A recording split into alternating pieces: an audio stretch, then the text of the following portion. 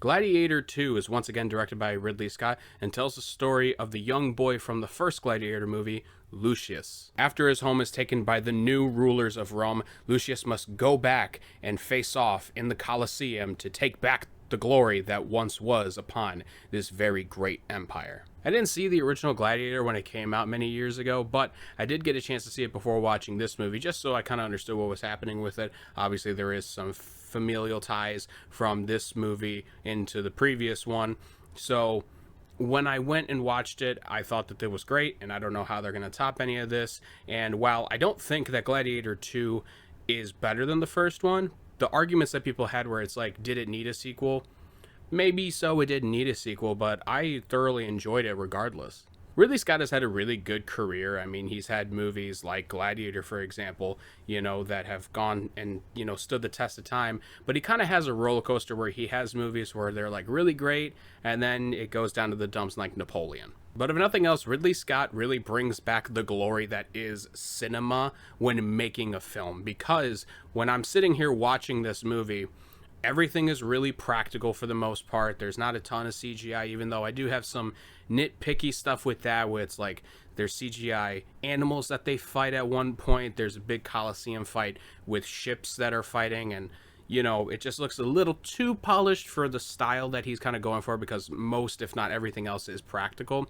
So some of that stands out a little bit to me. That's kind of a nitpick, but everything else feels grandiose, and it feels like classic big blockbuster type of filmmaking. The action, for example, is glorious. It is super violent, it's super bloody, and it takes it back to how we used to make these films and how they used to be made. There's really not a ton of CGI blood, but when there is CGI, it's used pretty effectively in some parts, involving like the arrows that are being used and some of like the flaming catapults that they'd have and stuff like that. The sword fights especially are super good.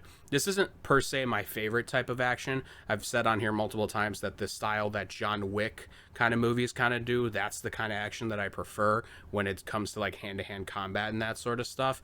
This gets back to the classical style of it, which isn't bad. It's not my cup of tea per se, but like I'll take this over most shaky cam sort of filmed fight scenes any day of the week. I thought the acting all around was fantastic in this movie. Paul Mescal as the lead who plays Lucius is awesome. He has like a really good sense of being like a visceral actor in this movie, where like the gladiators are so vicious and he kind of adopts that style.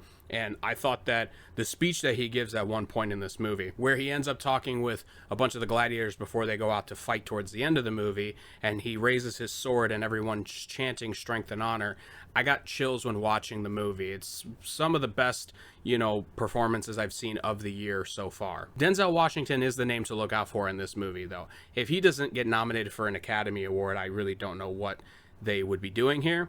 Off the top of my head, honestly, I can't think of a ton of people that should be nominated this year. There's not so many standouts this year, compared to last year when everyone kind of knew when Oppenheimer came out, that was the movie that was going to win those types of awards. This movie definitely has one of them for the supporting actor with Denzel for sure.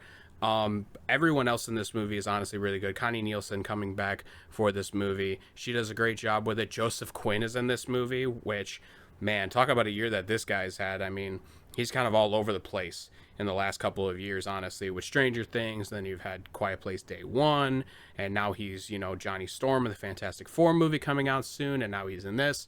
The guy's just kind of all over the place, and at least he's pretty good in this one. I was a little bit worried for a second that I was like, oh, is he going to be all that? Because I didn't like him that much in A Quiet Place Day 1, but it was good. I enjoyed his performance for sure. One of the other slight nitpicks I did have with this movie is the use of Pedro Pascal. He is great in the movie, don't get me wrong. I thought he was really good.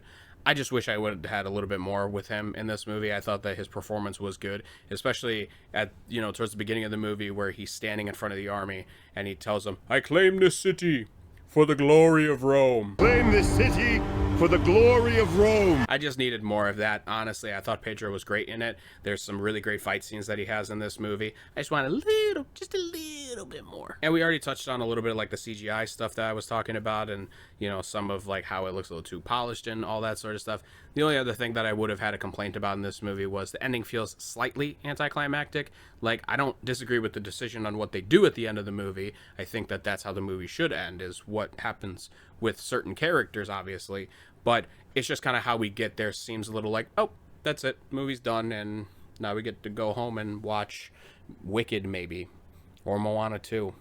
Wouldn't that be fun? But in the end, everything else is so good about this movie. Again, I don't know if this movie necessarily needed to be made. Gladiator didn't really seem like a movie that kind of needed to have a sequel per se, but I wasn't disappointed by it whatsoever. I thought that this is definitely one of the better movies of the year for sure. I'm going to give Gladiator 2 4.5 stars. Thank you guys so much for watching. Be sure to comment down below your thoughts on Gladiator 2 and maybe some thoughts on the first Gladiator. I'd love to know the opinions of everybody, especially with the sequel coming out so many years later after the original. Be sure to go down below also to see all the socials that I have, where we got Twitter, Letterboxd, and we also got TikTok, where I also film reviews on there and talk about films on all the other places, and also get depressed about how the Bears are performing recently. Spoiler alert, it's not great. Anyways, guys, be sure to like and subscribe. Go out and watch those movies. Keep those cinemas alive. And I will talk to you all next time.